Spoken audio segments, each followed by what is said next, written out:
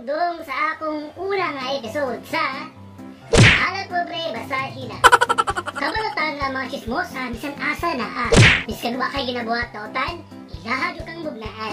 Himuon kang punutan, o matingala kay imong dila, pirmi ni mo paakan. Disclaimer, kung wala kay law joke, ayaw ni tanawa kay siguradong maigo-joke ka. Chismosa ka ni ato o chismosa karon. Masahin mong tanan guys, dili lang babae ang chismosa. Pati lalaki chismoso sa. Chismoso ka ni ato. Dung.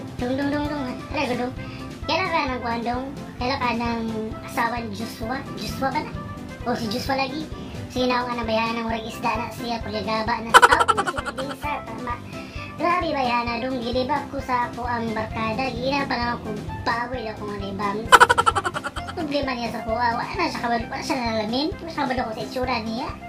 Para niya siya pantag niya sa baga, siyang wait. Ilan pa siya nako dong, wala ko pinapaunaw. Sugot ka na dong. Chismoso karon. Pig. Naka-try na ka na mga investment scheme karon, kanang mga PNP, PL, taga pilan. Ako na-appeal ko mga upat ka investment scheme. Naka-PN ako mga, ako nakupun to, mga 1 million na ata to. Happy out na ba ka? Di-join ka? Pag-join na para madato ka para sa kuha. Okay? Filta. Filta. Daghang salamat sa mga investment schemes karon nga bisikat. More particularly dito sa Davao, sa Tagum City, o sa asa pa na sa Mindanao.